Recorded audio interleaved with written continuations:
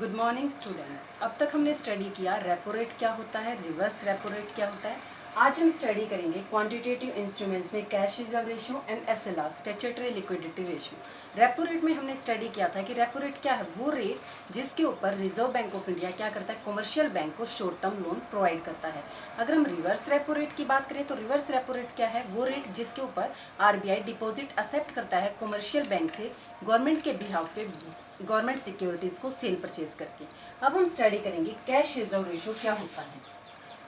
अगर हम cash reserve ratio की बात करें तो minimum percentage of a bank total deposit required to be kept with RBI, कि किसी भी बैंक के टोटल डिपॉजिट का मिनिमम वो परसेंटेज जो हमें किसके पास रखना होता है, आरबीआई के बैंक के पास रखना होता है। कि कोई भी बैंक है अगर उसका जो टोटल डिपॉजिट है उसका कुछ परसेंटेज बैंक को आरबीआई के पास रखना होता है, और ये फिक्स किया जाता है आरबीआई के द्वारा, और ये टाइम टू टाइम चेंज किया जाता है। क्यों किया जाता है कि जो सप्लाई ऑफ मनी है इकोनॉमी के अंदर उसको रेगुलेट करने के लिए, कि ये फिक्स किया जाता है आरबीआई के द्वारा, और आरबीआई इसको टाइम टू टाइम चेंज करता रहता है क्योंकि मनी की जो सप्लाई है उसको इकोनॉमी के अंदर रेगुलेट करने के लिए। अगर हम बात करें अब rise in CRR and fall in CRR, कि अगर हमारा कैश रिजर्व रेशियो में राइज हो गया या फॉल डाउन हो गया तो क्या होगा।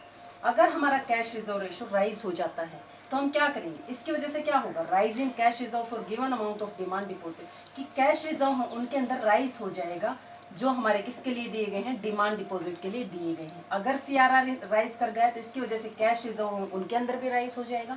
अगर कैश रिजर्व के अंदर राइज कर गया तो इसकी वजह से जो सप्लाई है कमर्शियल बैंक की, वो मनी की सप्लाई है जो कमर्शियल बैंक करते हैं वो क्या हो जाएगी, फॉल डाउन हो जाएगी। कि कमर्शियल बैंक की जो मनी सप्लाई है वो क्या हो जाएगी, फॉल डाउन हो जाएगी।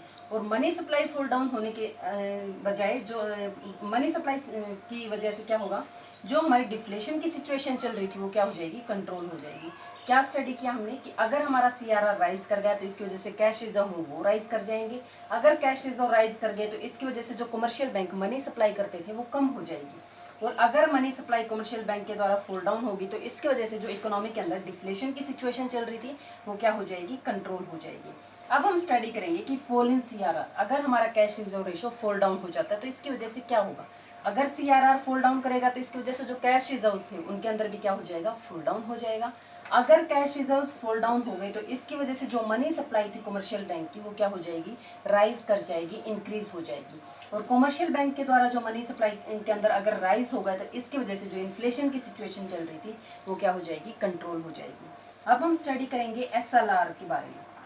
एसएलआर क्या होता है कि हर एक बैंक को क्या करना पड़ता है, रिक्वायर और maintain a fixed percentage of assets in form of liquid assets, कि हर एक बैंक को क्या करना पड़ता है, फिक्स परसेंटेज ऑफ एसेट्स को लिक्विड एसेट्स की फॉर्म में रखना पड़ता है।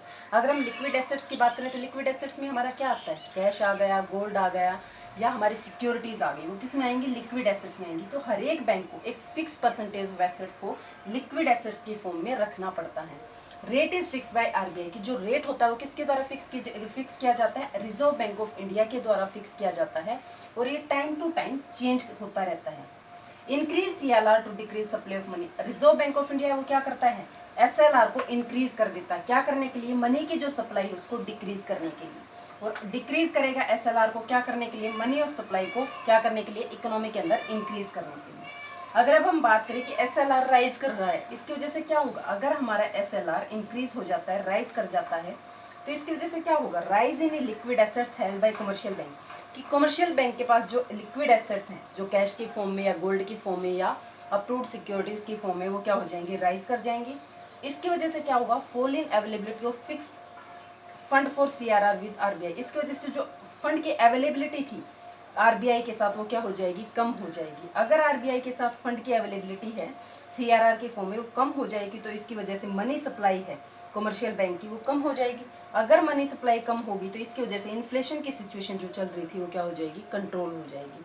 अगर हम इसी तरीके से बात करें, ये था हमारा राइज इन एसएलआर। अगर इसी तरीके से बात करें फॉल इन एसएलआर, कि अगर हमारा एसएलआर फॉल डाउन हो रहा है, इसकी वजह से यहाँ क्या था, राइज था लिक्विड एसेट्स में, यहाँ क्या हो जाएगा, fall down in liquid assets. अगर हमारे लिक्विड एसेट्स के अंदर फॉल डाउन हो गया, अगर हमारे लिक्विड एसेट्स के अंदर फॉल डाउन हो गया जो कमर्शियल बैंक के पास थे, तो उसकी वजह से जो अवेलेबिलिटी थी उसके अंदर क्या हो जाएगा, राइज हो जाएगा मनी के अंदर, rise in money supply of commercial bank की, जो कॉमर्शियल बैंक के साथ मनी सप्लाई थी वो क्या कर जाएगी, राइज कर जाएगी, और उसकी वजह से जो डिफ्लेशन की सिचुएशन चल रही थी वो क्या हो जाएगी, कंट्रोल हो जाएगी। तो क्या स्टडी किया कि अगर हमारा एसएलआर फॉल डाउन हो रहा है तो इसकी वजह से क्या होगा, फॉल डाउन हो जाएगा लिक्विड एसेट्स के अंदर, उसकी वजह से क्या होगा, मनी सप्लाई हो क्या हो जाएगी, इंक्रीज हो जाएगी कमर्शियल बैंक के साथ, और अगर हमारी मनी सप्लाई इंक्रीज होगी तो इसकी वजह से जो डिफ्लेशन की सिचुएशन चल रही थी वो क्या हो जाएगी, कंट्रोल हो जाएगी। तो आज हमने स्टडी किया एसएलआर क्या होता है, कैश रिजर्व रेशो क्या होता है। Topic completed. Thank you.